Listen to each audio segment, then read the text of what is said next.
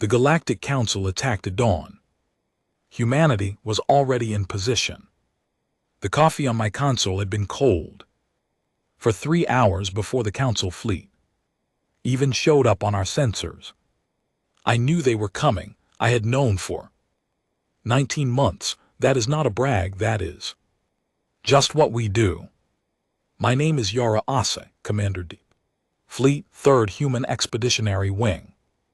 I grew up in Accra, moved to the Mars Colonial Corps at 18, and spent the next 16 years learning one very specific lesson about the galaxy we had stumbled into 60 years ago. Nobody out here expected us to last this long. The alert came at 100 hours ship time. I was already sitting in the command chair. The rest of my senior staff was asleep. I had let them sleep. There was nothing to do yet except watch, and I had already done the watching. The sensor feed showed a mass transit signal at the edge of the outer belt. 340 vessels, not a patrol, not a training exercise. That was a statement. Fleet, the kind you send when you want someone to understand without any room for confusion that the conversation is already over. I picked up the coffee, put it back down. Lieutenant Bashir Khalid was the first officer on my bridge who noticed the feed update. He was 26 years old, from Karachi, had been with my wing for 2 years and still called me ma'am the way most people use a period at the end of a sentence. He walked to the sensor station, looked at the numbers, looked at me. Ma'am, I see it. That's the Council. Yes. He was quiet for a moment, then should I wake Commander Adler? Not yet, let him sleep 20 more minutes. He gets mean when he's tired. Bashir almost smiled, almost. The thing about the Galactic Council is that they were not wrong about most things. They had been governing the organized portion of this galaxy for over 4,000 years, 14 species each with their own history, their own wars, their own slow climb from whatever rock they started on. By the time humanity showed up, they had built something that functioned, not perfectly, but it functioned. We showed up loud. That is the honest version. We showed up with 300 years of industrial expansion behind us, a dozen internal conflicts still technically ongoing, and a habit of asking questions that the other species had long ago decided were either already answered or not worth asking. We argued in diplomatic sessions. We brought food to every meeting, which the elder races found confusing and somehow offensive. We told jokes that did not translate.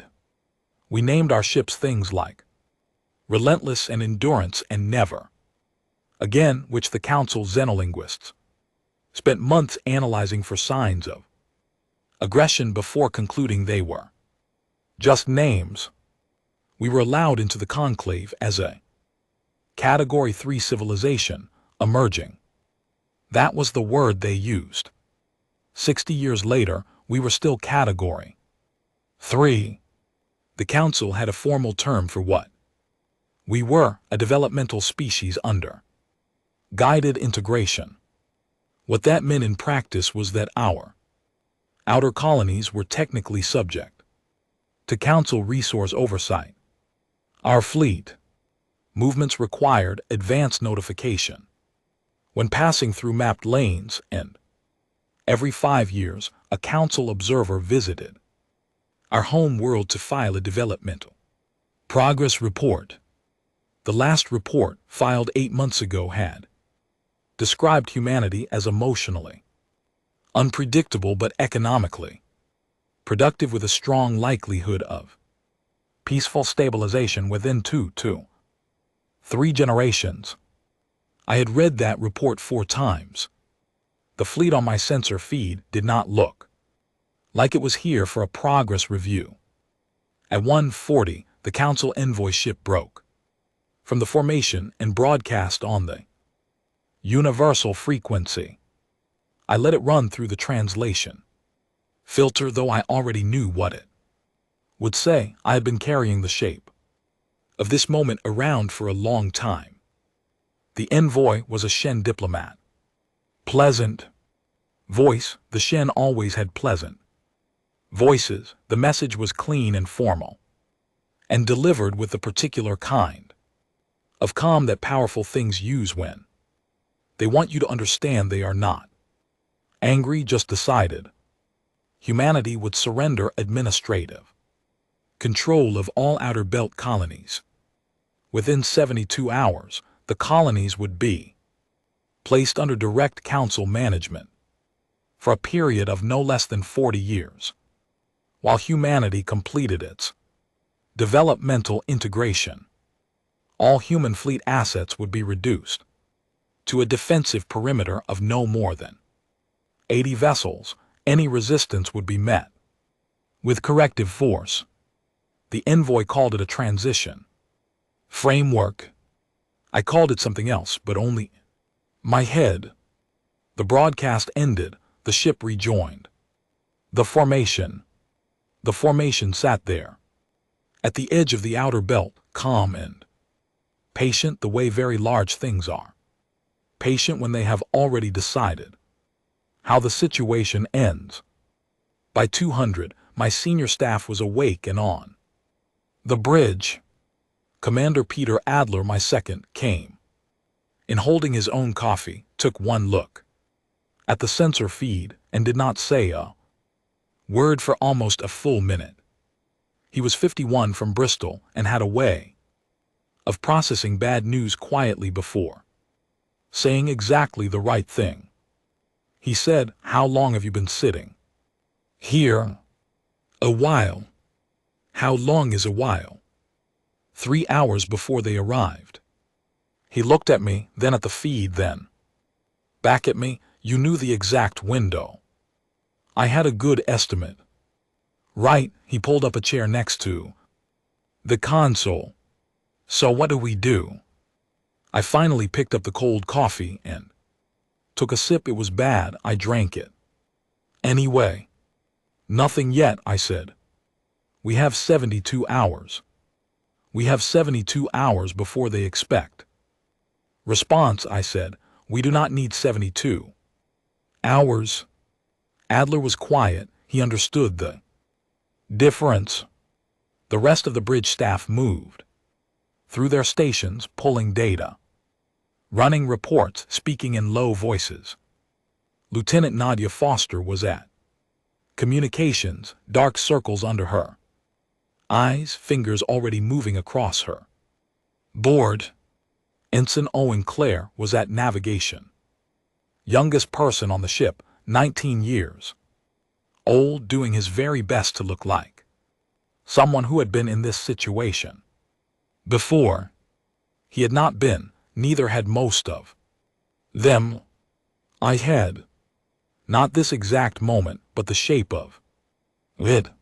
The shape of being in a room where someone larger than you lays out the terms and waits for you to agree. I had been in that room many times, on different scales, in different uniforms, with different stakes. The shape was always the same.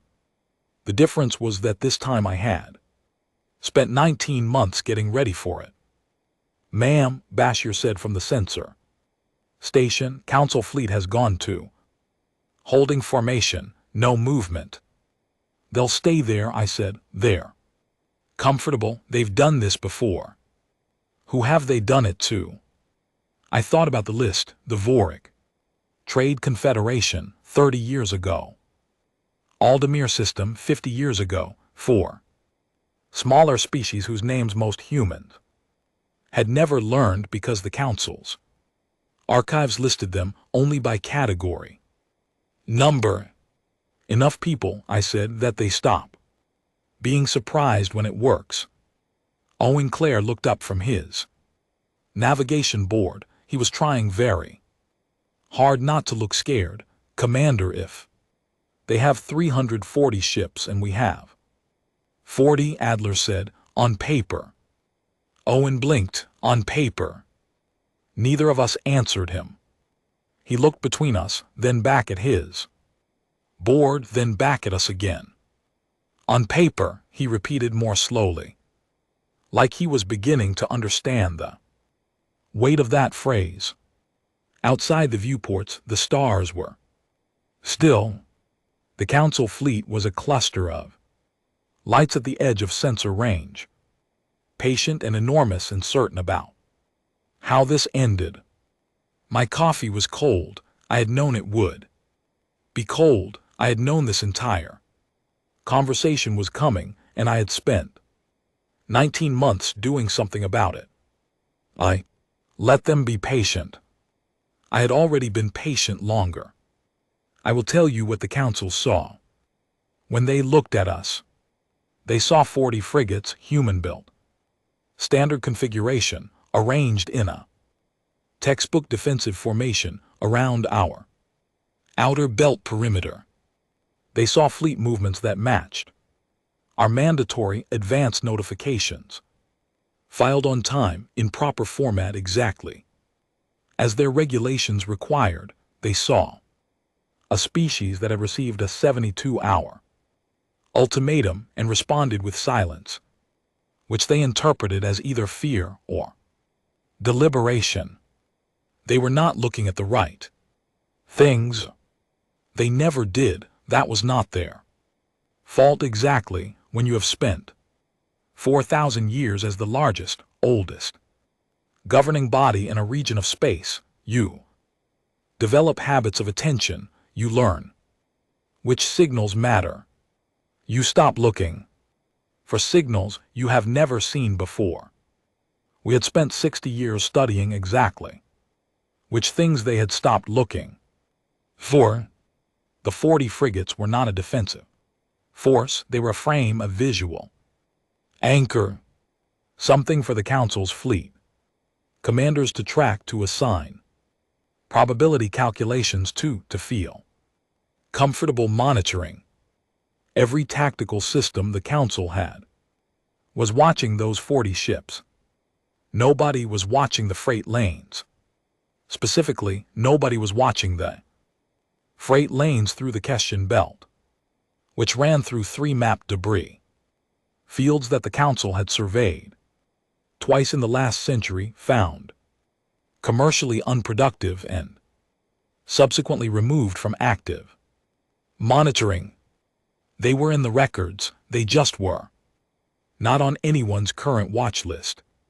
We had been moving ships through those lanes for 7 months. Not all at once, not in any pattern that would read as military traffic, single vessels running with minimal power, signatures moving slowly carrying transponder codes that identified them as mid-range cargo haulers. Some of them were cargo haulers for the first 3 months, building a traffic pattern that looked completely ordinary. Then one by one, we swapped them. The ships currently sitting in the dark, behind, beside, and below the Council's fleet formation were not cargo haulers. There were 260 of them. I want to be clear about something. I am not describing this to impress you.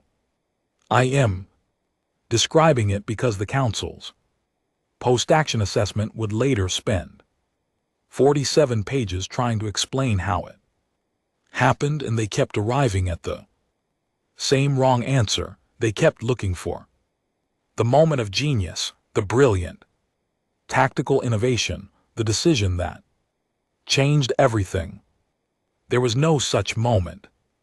There were 19 months of small, careful, boring decisions: ship placement, power management, supply routing, every decision made by a different officer in a different part of the fleet, doing their specific job without knowing the full picture.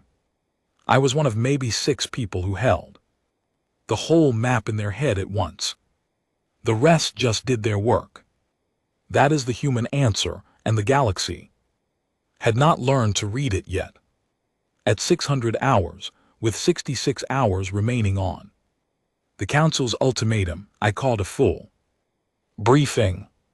My senior staff gathered in the Situation Room, which on my ship was a converted storage bay with folding chairs and a holographic projector that leaned slightly to the left and had done so since Bashir dropped it during a transit exercise 2 years ago. Nobody had ever fixed it. I pulled up the board. The room went very quiet. Adler had seen most of it before. Nadia Foster had been handling the communications architecture for 4 months and knew her piece of the picture. The others were seeing the whole shape. For the first time, Owen Claire made a sound that was not quite a word. I let them look at it. The Council formation are 40 visible ships, and then in secondary markers, the full position of what we actually had in place. I did not explain it dramatically, I just let the math speak. Ensign Claire found his voice first. We have more ships than they do. In theater, I said yes. And they don't know. They know about the 40. But the rest are running at approximately 4% standard power output, minimum heat signature. Communication silent since week 3 of positioning. By every automated scan, the Council runs those lanes red as empty or residual cargo traffic. He stared at the board for a long moment. How long have we been planning this? 19 months of active positioning, another 8 months of analysis before that. So over 2 years. Yes. He sat back in his chair. He looked like someone who had just been handed a box they expected to be empty and found it very full. Lieutenant Nadia Foster leaned forward, arms on the table. She was 38, from Edinburgh, and had a way of cutting through extra conversation to find the actual question underneath. What's the trigger? She asked. Do we wait for them to move, or do we move first? We wait, I said. If we move first, the Council can frame it as aggression. They get to write the history. We let them fire. We absorb the first volley. Our shields hold, then we respond. And if the shields don't hold, they will. I paused. The shield specifications were built from the Council's own weapons data, legal trade acquisition 4 years ago. We spent the next 4 years quietly engineering around every frequency they use. Adler exhaled slowly through his nose. You've been building toward this for a long time, Yara. Someone was going to do this eventually. I said, I just wanted to be ready before they did. Nadia looked at the board again. The Council Admiral Vorith 7, what do we know about him? I had studied Vorith 7 for 8 months. He was a Shen, one of the founding species of the Council. He had commanded fleet operations for 30 years. His record showed 3 successful peacekeeping interventions, 1 contested resource arbitration, and no defeats. No defeats because he had never gone up against anything that fought back the way we were about to. I pulled up his service image on the projector. The Shen were tall, gray-skinned with 4-digit hands and a posture that suggested they had been designed specifically to look at things from a position of authority. Vorith 7 moved through the image in a clip from a council ceremony, like someone who had never once walked into a room and doubted whether the room wanted him there. I had seen that walk before, on different bodies in different settings. It never translated well to a board, where all the pieces had already been moved. He'll try the flanks first, I said. When the center holds, he'll break left. If that doesn't work right, he has a standard corridor he uses for retreat. Based on his last 3 operations, we filled it. He'll figure that out, Adler said. Yes, when he does, he'll stop. And then we talk. The room was quiet again, outside. Through the small viewport above the door, stars sat still and indifferent. Bashir Collard, who had been quiet through most of the briefing, said one thing before we dispersed. Ma'am, they actually came. He said it the way you say something you always knew was possible, but somehow still feel surprised about when it arrives, like rain in a drought, like a bill you could not pay finally showing up. There was something sad in his voice. Not fear, not anger, something older than either. I understood it. We all understood it. This moment had been coming for 60 years, and now it was here, and the fact that we were ready did not make it feel smaller. It just meant we would not lose. The briefing ended. People returned to stations. I went back to the command chair and sat down. The council fleet sat at the edge of sensor range, patient and enormous. My coffee was still cold. 66 hours. We did not need 66 hours. But I was going to let them have every single one of them because I wanted it. On the record that we waited, that we were patient, that when the history of this was written, nobody could say we reached for it first. We just made sure we were already there. When it came for us, the alert sounds like a microwave.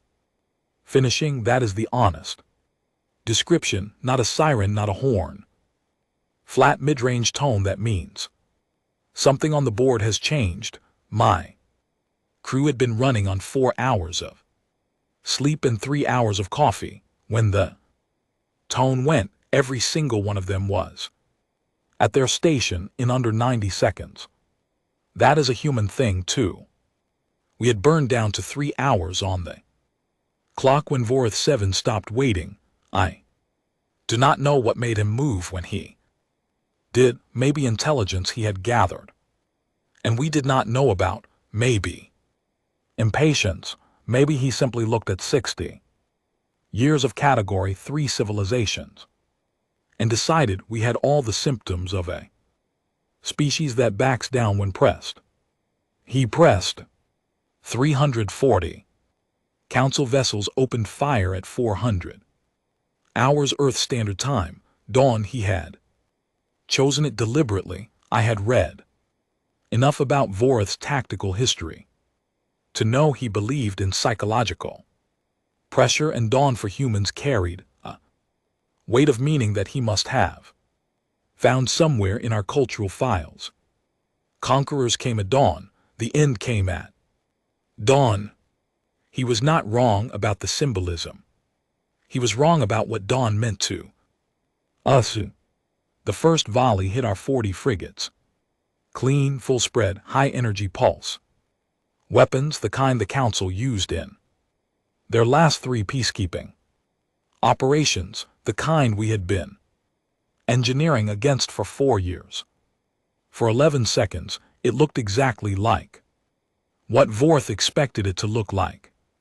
The frigates shook. Power reading spiked. From the outside it would have read as serious damage.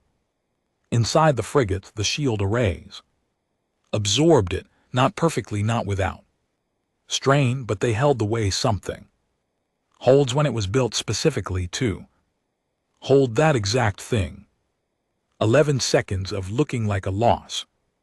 Then the dark ships woke up. I cannot describe the sound of 260 ships powering up simultaneously in a space where they had been sitting invisible for weeks because there is no sound in space. but on every sensor board across the Council fleet it would have read like an ambush from nothing, like the void itself deciding to have an opinion. I felt it in my chest, something shifted like a door that had been shut for a long time suddenly opening. All wings, I said, you are authorized, respond. What happened next lasted 41 minutes. I am going to tell you about it plainly, because the plain version is more honest than any dramatic version. Sector 7 on the Council's eastern flank was covered by Commander Andravas, who had been sitting in the dark with her wing for 6 weeks, surviving on recycled air and rationed food, waiting for this moment. She closed the gap in under 4 minutes. Sector 7 was neutralized. Vorth broke left. Captain Owen's wing was already there. He had been there for 2 months. Vorth broke right. Lieutenant Commander Puddle's group intercepted. Puddle was 29 years old and had never been in a real engagement before this one. She held the line, the retreat corridor that Vorth had used in his last 3 operations ran between a debris field and an unmapped gravitational anomaly. We had put Captain Wubb's wing in that corridor 8 weeks ago. Wubb was patient in a way that seemed almost unreasonable. He had been running his ships at 3% power for so long that his crew had started growing plants in the break room, just to have something to look at. When Vorth found the corridor blocked, he would have known in that moment that this was not a defensive response. This had been planned. Every move he made, the counter was already there, not reacting to him. Already there, waiting like the next step on a path that had been built. Before he arrived, he was not being outfought, he was being shown a board that had already been filled. 41 minutes. Not a clean 41 minutes. We took hits. Lieutenant Foster's communications relay on Wing 3 went down for 8 minutes and had to reroute through secondary channels. Captain Wubb took a serious strike to his port side and lost 3 stations before his damage control team sealed the breach. 2 of our frigates in the first line needed to pull back when their shield arrays overloaded on the 3rd volley. Basha Khalid ran continuous sensor analysis for all 41 minutes without standing up or speaking to anyone, just feeding updated positions to the board.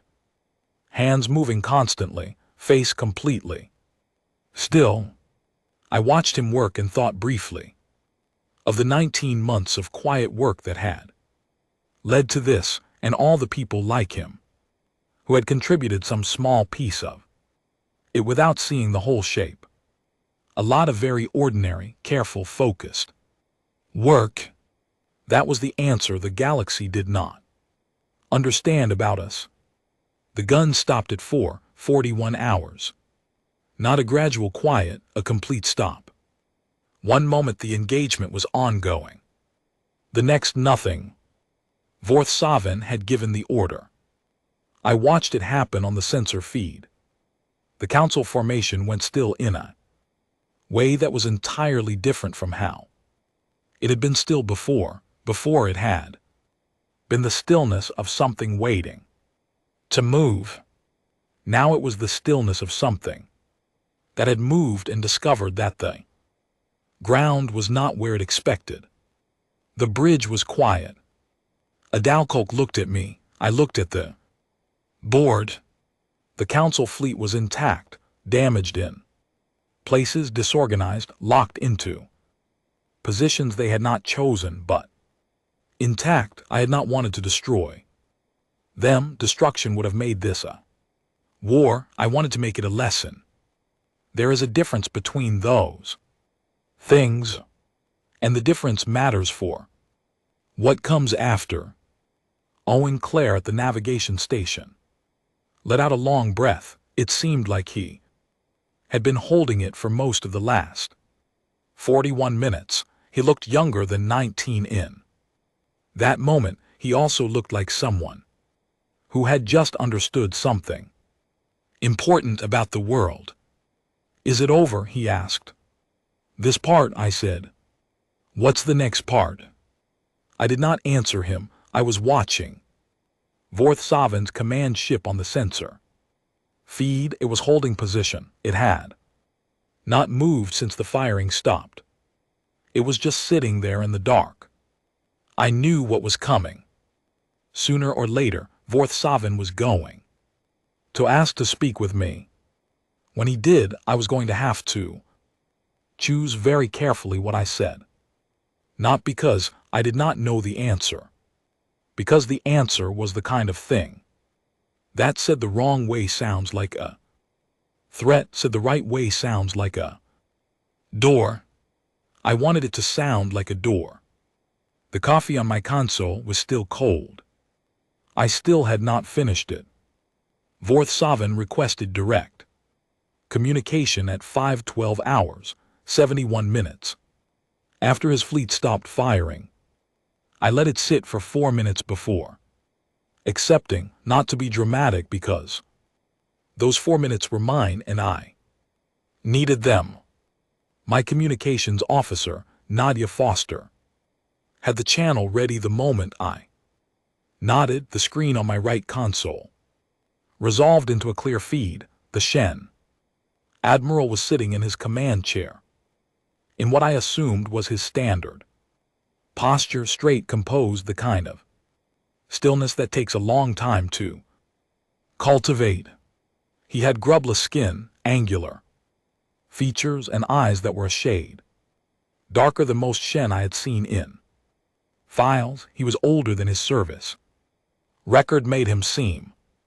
There were things in his face that did not photograph. He looked at me for a moment without speaking. I looked back. Commander Asa, he said. His translator rang clean. The Shen had excellent translation technology. Of course they did. Admiral Vorth, I said. Another pause, the kind of pause that is not empty, that is full of something being processed and reorganized. I am going to ask you 3 questions. He said. I would like direct answers. You can ask. The first question came without preamble. How long have you known? 19 months, I said. His expression did not change in the way a human expression changes. The Shen were not built for visible emotional display, but something in the set of his shoulders shifted almost imperceptibly, and I had studied enough Shen body language to read it. He had been hoping the answer was shorter. He had been hoping this was a recent intelligence acquisition, a lucky calculation, something that could be explained away as fortune.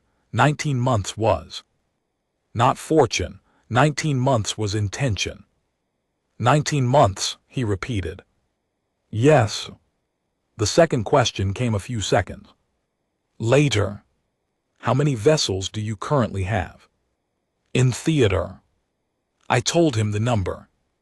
He was quiet for a moment. That stretched 260 dark ships plus the 40 that had taken the first volley and were still operational.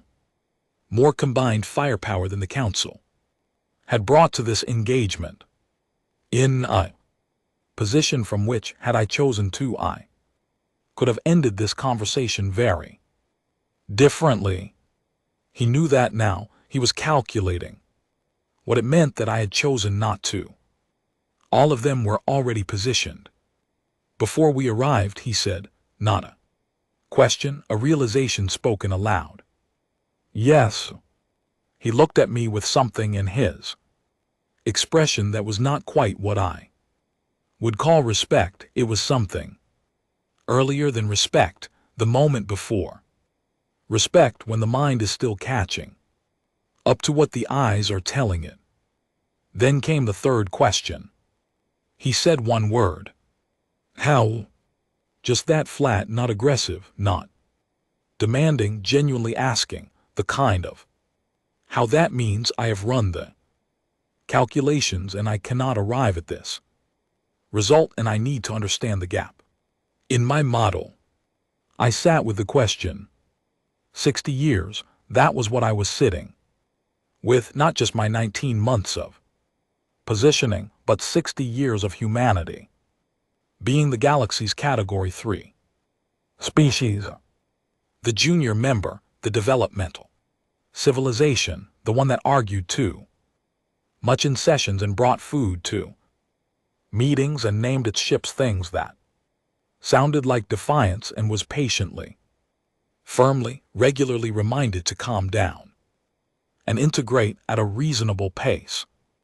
60 years of being looked at by species like the Shen, who had their 4,000 years of governance and their clean diplomatic language and their certainty that they understood the shape of how things worked and being found manageable. I thought about what the category rating actually meant emerging. It meant the Council had looked at humanity and decided we were still becoming something, still on the way to wherever it was that civilizations arrived when they were finished becoming. I thought about what had kept us alive before the stars, ice ages and droughts, and plagues and our own conflicts. Every generation handing off to the next a world that was still standing because someone had stayed awake imagining what could go wrong, not because it was enjoyable, because the alternative was not being there for the generation after. We did not call that strategic planning. We called it being careful. We did not call it adversarial simulation. We called it being responsible. We had been doing it for 200,000 years before the Council was a council.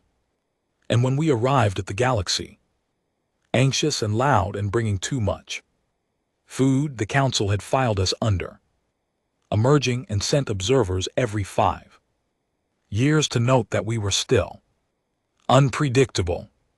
They were not wrong, we were unpredictable, we just were not unpredictable in the ways they were watching for.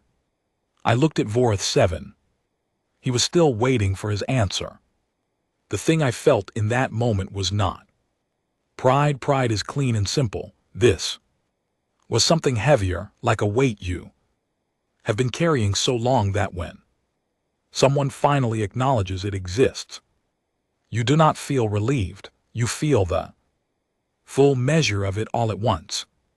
We have been having this exact conversation, I said, with each other for about 200,000 years, different words, different rooms, same shape. He waited. Someone larger tells someone smaller that the terms have been decided. The smaller one has a limited window to agree. The geometry of the situation is supposed to make the outcome obvious. I paused. We have been on the smaller side of that conversation more times than I can count, long before we had ships, long before we had anything the galaxy would recognize as civilization. It happened between groups, between settlements, between nations. The side that was told to accept terms either accepted them or found a way to make the geometry less obvious. Vorth 7 was very still. We got good at finding that way, I said. I did not elaborate. I did not explain the camps or the walls or the treaties that were not treaties, or the long catalog of every time humanity had stood on the wrong side of a power imbalance and been told that the outcome was already written. I was not going to give him a history lesson. I was going to give him one sentence that carried all of it and trust him to be smart enough to feel the weight. He was smart enough, I could see it in The shift of his posture. "You built for this," he said. "We build for everything. Not every species does." "No," I said, "some species had the good fortune of developing in conditions where they did not have to. That landed, I saw it land, the Shin. Homeworld was temperate, stable almost entirely without the category of external threat that had shaped human development. They had advanced through cooperation and long accumulation. They had not been pressed the way we had been pressed. They had not had to learn the particular skill of sitting in the dark and building something nobody could see yet. "I want to understand," Vorth said, and his voice had shifted slightly, less official, more direct. Something in him had set down a tool it no longer needed. The debris fields, the power signatures, the cargo lane patterns, that level of operational patience over 19 months with 260 vessels, with no intelligence breach. How does a species maintain that? I thought about Bashir Khalid running sensor analysis for 41 minutes without standing up. I thought about Captain Webb's crew growing plants in the break room. I thought about the ensign on one of the dark ships who had apparently written 200-page personal journal during the 6 weeks of silent positioning just to have something to do. I thought about all of them across all those ships doing their small specific jobs without needing to see the whole board, trusting that someone was holding the full shape, staying in position because they had been told to stay in position, and they understood on some level that did not require explanation why patience mattered. "Admiral," I said, "I did not keep 260 crews in silent position for weeks through excellent leadership or advanced technology or a sophisticated psychological framework." He waited. "I kept them there because every single one of them has grown up in a civilization that has been holding its breath since before it had language. Because patience is not a strategy we developed, it is something we inherit from every generation that had to outlast something larger than them." He was quiet. I finished the cold coffee. "We are not a young species that is still becoming something," I said. "We are a very old species that arrived late to the stars." Vorth 7 looked at me for a long moment. Then he ended the communication. The screen went dark. The bridge was silent. Bashir Khalid from the sensor station. Without looking up, "Ma'am, that's it." I set down the coffee cup. "Already," I said. He looked at me. The single word. Already, in the particular way it sits in certain kinds of English, the Ghanaian cadence of it, that means not just yes, but it was done before you asked, and it is done now, and the question of whether it would happen is no longer the relevant question. He nodded slowly, like someone absorbing something that was going to take time to fully land. Adler beside me said nothing. He looked at the board, at the council fleet still sitting and holding position, at the full layout of where our ships were and where theirs were, and the vast quiet of the space between them. He put his hand briefly on my shoulder, removed it, went back to his console. That was enough. Outside the viewport, the stars were the same as they always were, patient, indifferent, permanent in the way that makes every argument happening in the space between them feel briefly small and briefly important at the same time. I looked at the empty coffee cup, made a mental note to get a fresh one. 3 weeks later, I was in my bunk in the dark reading a document I was not officially supposed to have. It had come through an intelligence channels so indirect that I had 3 degrees of removal from however it was acquired, which meant if anyone asked, I could honestly say I did not know where it came from. I was reading it anyway. The Council's post-action assessment of the outer belt engagement was 73 pages long. It was thorough, precisely formatted and written in the clean, analytical language that the Council used for official documents, the kind of language that sounds neutral even when the content is extraordinary. I started at the beginning, which covered fleet positioning and tactical breakdown. I had lived through that part, so I read it quickly. Their analysis was accurate. They had reconstructed our positioning pattern, correctly traced the cargo lane movements, identified the debris field routing, noted the power management protocols. Every piece of how was in there, assembled carefully from sensor logs and communications data. They understood all of it. They still could not understand why it had not occurred to them to watch for it. That gap between understanding the mechanics and understanding the source ran through the entire document like a fault line.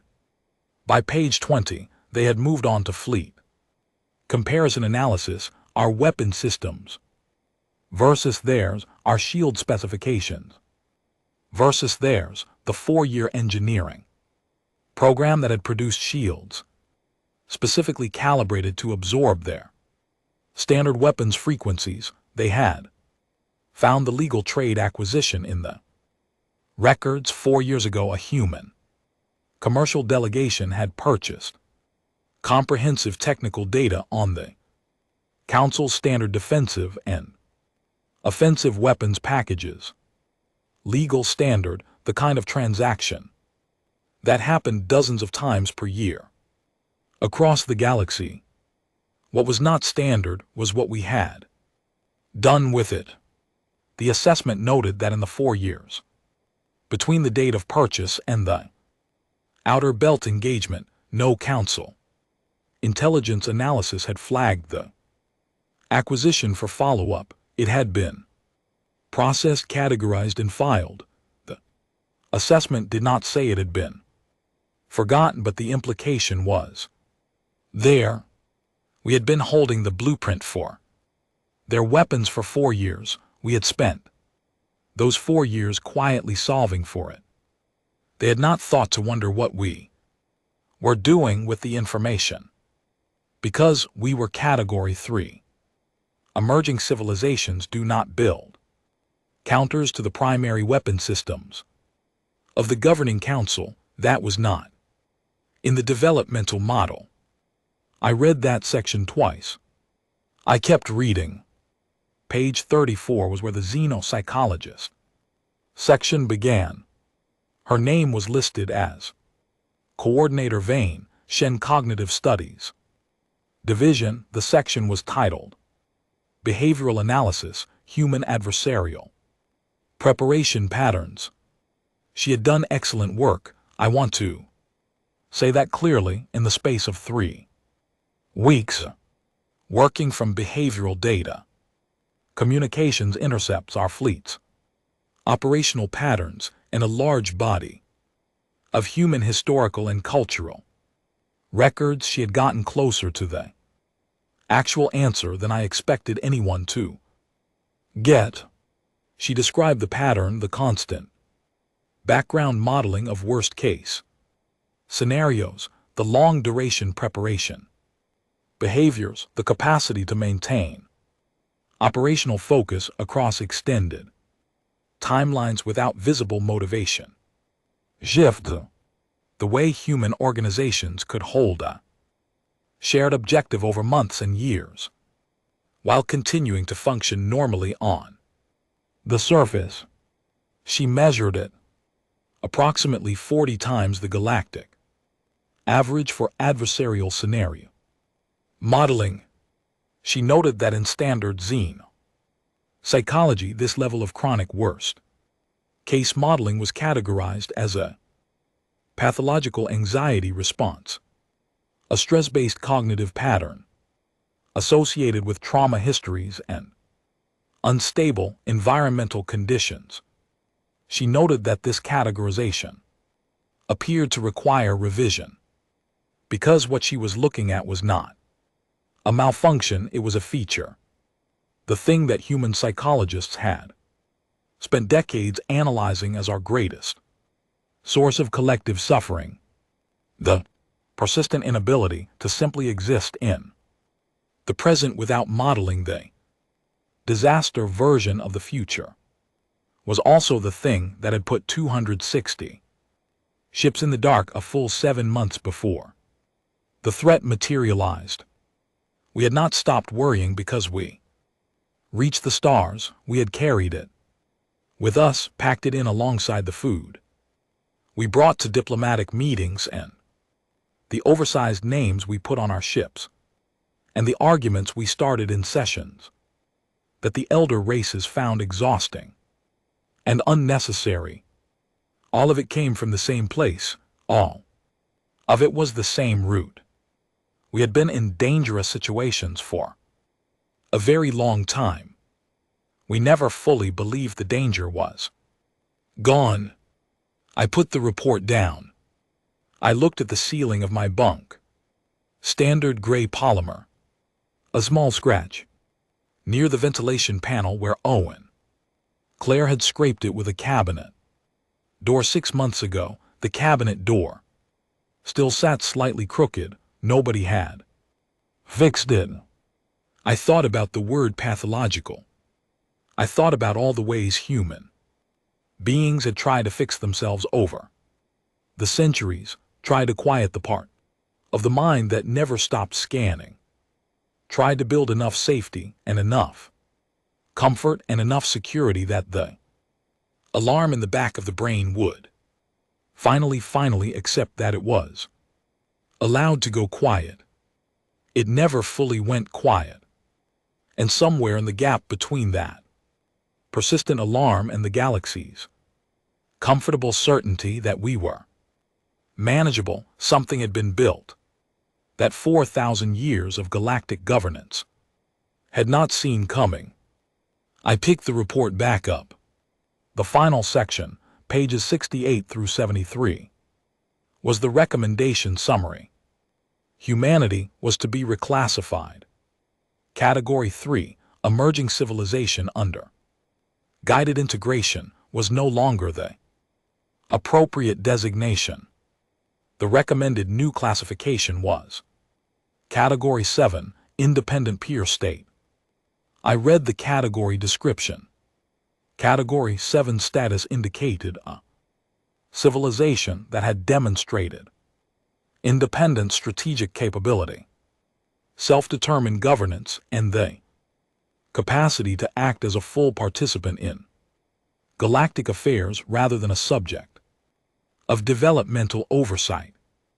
It carried with it full voting rights in the conclave, removal of fleet movement, notification requirements, and the elimination of the colonial oversight framework. In 4,000 years of council history, Category 7 had been granted 4 times.